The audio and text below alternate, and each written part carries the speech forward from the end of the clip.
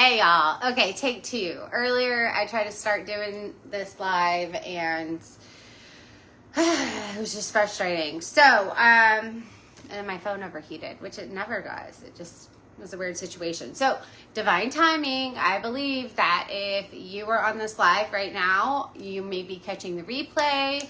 You may be hopping on live. However you are joining, I believe that God has intended for you to hear this. So stay all the way through. It's going to be really quick. This is going to be a quick discussion.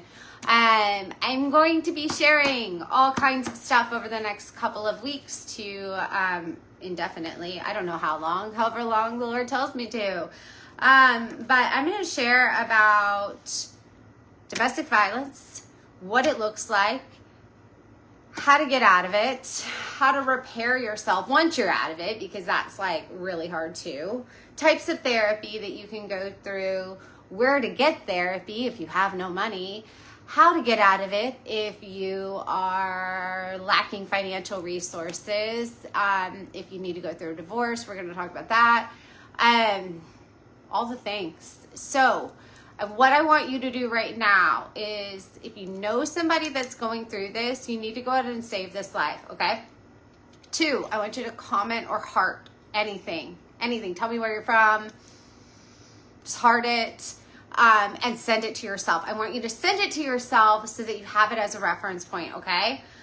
All right, let's talk about the abuse cycle. My name is Crystal Lowy. I am divorced. I have been a survivor and still a survivor of domestic violence and the abuse cycle in multiple forms. I will not go into my specific situation because of many reasons, mostly involving my children and custody. But I am going to tell you different types of therapy I've utilized and tell you from a kind of like an end user perspective. I feel like we don't have enough of this out there, and it needs to be said, because without the information that I'm going to give you, many of you will either be in another cycle if you've gotten out, you'll know somebody that's in a cycle, or you will struggle getting out of whatever you're currently in, okay? Or the person that maybe you've broken away from, they will continue doing things to someone else in the future. So I want to open this up and let you know that the more awareness that we have about this, the better it is for everybody. Because imagine if in 20 years this happens to one of your kids. Or imagine if maybe your best friend goes through it. So even if you've never, or think you never, because guess what, for a long time, I didn't even know I was experiencing domestic violence. Yeah, I didn't even know, y'all. And it was really hard. It's been really hard. So, with that being said, oftentimes, if you've gone through it once, you'll go through it in different versions with different people. So that's something to note. But today we're going to talk about how the abuse cycle, what it is, and how it affects the brain. If you missed my last live, I talk a little bit more in depth about the chemicals that are going off, but we want to talk about the impact that has on the person's brain, on the survivor's brain. So first, you've got the abuse cycle. The abuse cycle looks like this. First is a honeymoon. At the beginning, it's like love bombing, like everything's amazing, and they tell you, you're the person for me, or they shower you with gifts, or it can look like different things depending on the person. I even have seen it done in a more covert way. So there's overt and covert. And I've seen it done more in a covert way where the person is like really gentle and like, even if they're not love bombing, they want to spend a lot of time with you, which is somewhat normal at the beginning. But a relationship should start kind of slow and then progress as time goes by. The first couple of months do not necessarily need to be everybody rearranging their lives, okay? So you're in a situation where somebody is like overtaking all of your time throughout the day. That is a key indicator that this person is a boundary crosser, even from the beginning, no matter how nice they are, okay? That's codependency. That's not what you need. You want interdependent relationships. Healthy relationships still have agency in them, meaning I still am my person, you're still your person. And even if you're a Christian, and you believe that once you get married, two become one flesh, that still means that God gave you a design as well. You have your own gifts and your own design, okay? You still have freedom of choice. If you feel like you have no freedom in your choices, that's a sign. That's a sign that you are experiencing some version of either coercion, which is still abuse, or you're experiencing an unhealthy relationship. Like it's a problem, okay? So let's talk about the abuse cycle. First is the honeymoon stage. The honeymoon stage can also look like after you have a big fight and you reconcile and you make up and there's intimacy, or there's like a date, or there's like something. That's considered the honeymoon stage. Next, then comes chaos. Some sort of chaos happens. Like they get mad about something. They pick a fight with you. Maybe they're quieter. I've seen this happen where they say things like, I just don't think we're a good fit for each other. I'm not so sure. Like there's a lot of doubt in it. It's some version of like a pulling away or a creating of chaos. So after you have like a really good date or good weekend or a good time with your partner, you would want to see your partner again. And if anything, that's going to make you feel better about being with them, right? If they are causing a fight and you're like, where did this even come from? Why are they upset? Or they're unsure. I had someone I dated a long time ago. He would always bring up doubt. He would be very doubtful after we had a fantastic time. And so what that does is that creates chaos.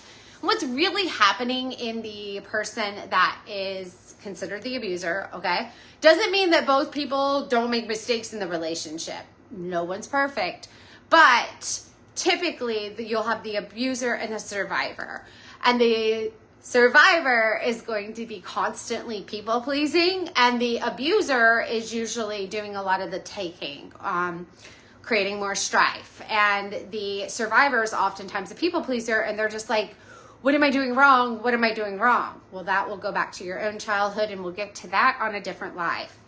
So after the chaos or the anger, okay, some version of anger, even if it's doubt, it's still some version of like chaos. Then comes the apologies. Now this can look different for different situations. If you're in a situation where the other person blows up a lot of times it looks like them apologizing or trying to make it up to you. Okay? Then it goes right back into honeymoon, reconciliation. You guys are best friends again. Everything's good. And then boom, they drop another bomb. And you're going through this cycle over and over. And the indicator that it's not working is that it keeps getting worse or more frequent. So at the beginning, remember at the very beginning of the relationship, they might have held back a little bit, okay? Or it just didn't happen as frequently. The longer that you're in a healthy relationship, the better you become at communicating with the other person, not the better you become at conflict with them, as in more fights with them. I'm going to repeat that. The better you become at communicating with them, not conflicting with them. So if you feel like no matter what you say, it's just not, it's never right.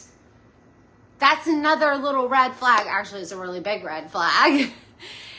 That it takes two to be at peace with one another. That's Romans 12:8, I think. And he says, if it is possible, be at peace with one another. It's not always possible because sometimes the other person, they're not in a peaceful place internally. And so what they do is they transfer that energy to the person that's feeling peaceful. Because as soon as they see that person's feathers getting ruffled, it makes them feel like okay again, which is awful.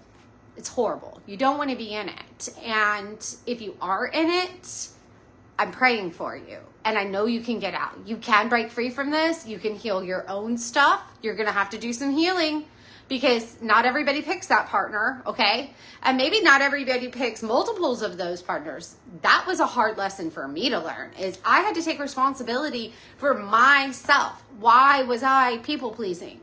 Where did that come from? I had to dig all the way into childhood. We'll talk about that on another episode. But I want you to know that your part in this is to handle you, not handle them. It's going to be really hard because you've probably formed a whole lifetime of this cycle. Probably went back to something in your childhood. Okay, so those are the three parts of the abuse cycle. We've got honeymoon, dating, everything's beautiful and fun and you're laughing and it's amazing, and then it goes into chaos. They pick a fight, they're upset, they're always upset about something, and they may not be yelling at you, maybe they're just cold and contemptuous, but they're always upset about something. And then it goes back into the I'm sorry's. Either you're apologizing to make it up over and over, even though you're at a certain point, you're like, what did I even do this time? Or they're apologizing because they exploded in anger. There's apologies. While this is happening, the brain is firing off chemicals. So it's firing off endorphins and it's firing off dopamine up at the honeymoon phase or reconciliation phase. Then when you get into the, the chaos or the anger phase, then it's firing cortisol and adrenaline and you're going into fight or flight mode. Then it moves over and you start releasing oxytocin as you are going through the I'm sorry's. So all of this is happening and it's getting more frequent over time and it's getting more intense over time. That's a key indicator that you're in an abusive relationship or the cycle. Okay, so let's talk a little bit about now what's happening in your brain chemistry, because guess what? It's getting rewired. So your brain is this amazing muscle of the body. And what's cool about it is that it has neuroplasticity. If you don't know what that is, it's the ability to create new connections. Okay, so it is a dynamic muscle. And just like you can go to the gym and for 6 weeks, right, you can eat good foods and you can do enough cardio and you can lift some weights and get some toning, so can the brain. The brain can do the same things that the body does, but you have to recognize that what you're currently doing in that abusive cycle is basically destroying your brain. That's like you never working out and it being your body under stress all the time. Your brain starts to shut down. So here's how the brain shuts down. First, you've got the amygdala. You have ever heard of this? This is the part of the brain that a lot of times people that get addicted to drugs, your amygdala can get hijacked, okay? So the amygdala is your alarm system in your brain. It's one of the oldest parts of the brain. Before the brain folded over into a half, this is your primal part of the brain, okay? It existed for a long time. It's an alarm system. It actually goes into hyperactive mode when you've been in the abuse cycle long enough. It's going to get hyperactive and it's also going to enlarge. So it's going to get bigger. It's going to start perceiving threats even when you're safe. And you'll know because your body is going to start going into fight, flight, or freeze mode, which is really, really hard to live in. And ultimately, if you're in that cycle long enough, a lot of people start considering ending their lives. Sucks, but this is what's happening. Then you've got the prefrontal cortex. Now, the prefrontal cortex is the front of your brain, and it has to do with making decisions and organizing information. That part actually thins over the course of time. So what that means is your gray matter reduces and you don't have the ability, you're in a brain fog. So planning how you're going to leave a situation is nearly impossible because your body's in fight or flight all the time, but your brain up here that normally could make a decision, y'all, when I was struggling some of the most, I couldn't even write a caption on Instagram. There was a reason that I took a massive break from social media. A big part of it, and I did it at a couple of different points in my life, but a big part of it is I couldn't think. I literally couldn't think. I just felt like my brain wouldn't work. And if you're experiencing this right now, I want you to know we are going to talk about an exit strategy in the future and a danger plan, what that looks like. Because that was one of the first things when I went into domestic violence counseling. That was one of the first things that they shared with me that we needed to do. They do it in intake, like that, or your first appointment. But it's one of the very first things that you'll do. But I will tell you that the best thing to do right now, if you are struggling, is to go find a local domestic violence organization, or you can call and reach out to their hotline, and they will help you organize your, like, a danger plan or an exit strategy. They will help you. You do not have to figure this out alone. And frankly, you probably are in a position, if you've been in it long enough, that you probably are struggling to do so, okay? You're going to have to be honest with yourself, though, which is even harder at this point, by the way, because it's really hard to tell yourself that you're actually in this situation. You're like, how did I get here? What happened? Why? And then you have to realize that the other person doesn't really love you, because that's not love. Just because they say they love you, love is behavior. And when you love somebody, you don't put the other person through this cycle, okay? Intentionally or unintentionally, you don't do that. So you have to be willing to admit to yourself that I am not in a good place, and my environment's not in a good place, and I need to find a way for me. And if you have kids or if you have a dog, I've seen a dog hold a woman up from leaving her home. She didn't know what she was going to do with the dog. Domestic violence shelter wouldn't take her with the dog. Okay, I've seen that happen. I've seen some tough situations, but the key is call the hotline, and they will help you walk through at least a resource or help get you in touch with somebody. There are ways that you can exit and still you'll be okay. I promise you'll be okay. It's a lot scarier to leave than you expect it to actually be. And sometimes it's really scary, and sometimes it has some consequences, but at the end of the day, you're still alive. Like, you're alive, and you're no longer living in that every day, okay? So I want you to know you can do this. All right, next, prefrontal cortex. Okay, so hippocampus. The next thing that the abuse cycle affects is your memory center. Your hippocampus is your memory center. And so you'll start noticing that with large amounts of cortisol, which is happening in the chaos stage when the person is just never happy. Okay, your brain is flooded with cortisol. And when it's flooded with cortisol, you'll notice weight gain. That's why a lot of domestic violence survivors, they get away from the person and they like drop weight, or they start glowing again. It's because your body's not producing all this cortisol and adrenaline. When your body produces a lot of cortisol, it actually starts storing food because it thinks that there's a problem and that like a bear is chasing after you. So you don't want to feel like a bear is always chasing after you, do you? No. So we got to lower that. And that hippocampus, as we start to lower our cortisol, our brain is going to start putting memories back together better. One of the biggest misconceptions, and it really needs to be said, is that right after a domestic violence situation, a lot of times that's when the police will interview the survivor, and they're struggling to even talk.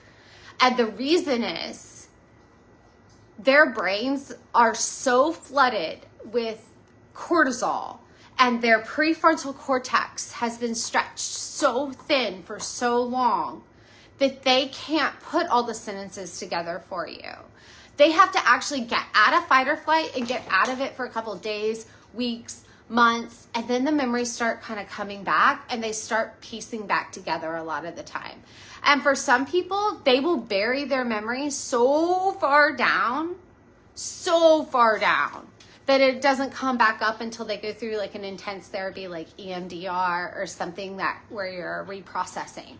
So I want you to know that the memory right after a situation happens in a crisis is not always the full picture because of the hippocampus. It's been hijacked too. All right. Reward center. That's next. So every time you make up with your partner, which we want reconciliation in relationships, but reconciliation and I'm sorry's without an intimacy without changed behavior is not reconciliation. They're just empty promises. It's empty I'm sorries.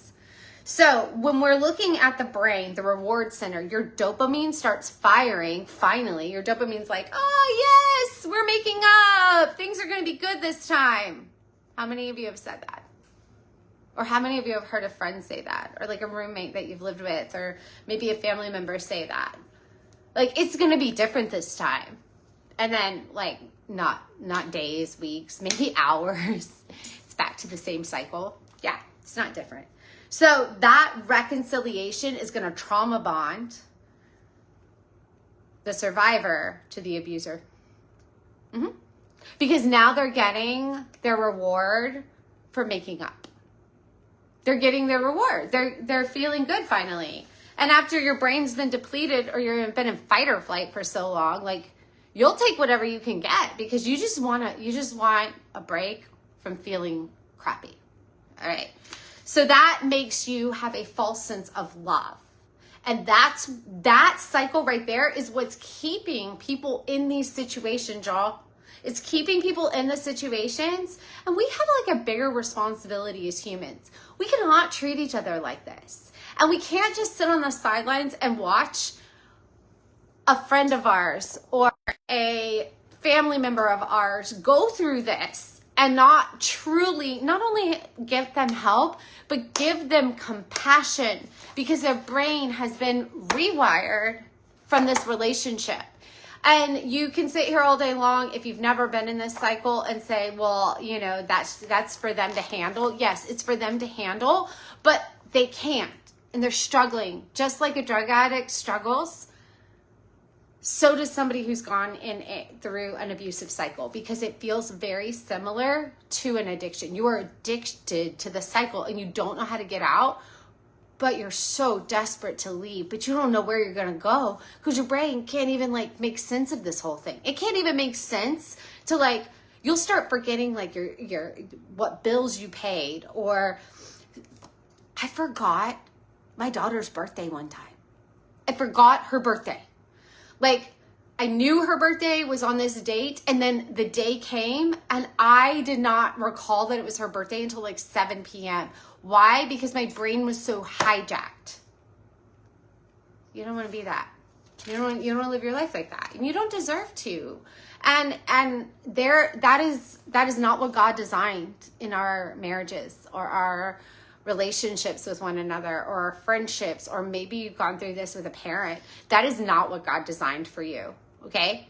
So we're going to talk in the future about boundary setting and some other stuff, but you have to first understand what's happening in your brain so that every time that spouse or that person tells you, or that partner tells you, or friend tells you you're crazy, you're not crazy. I want to repeat, you are not crazy.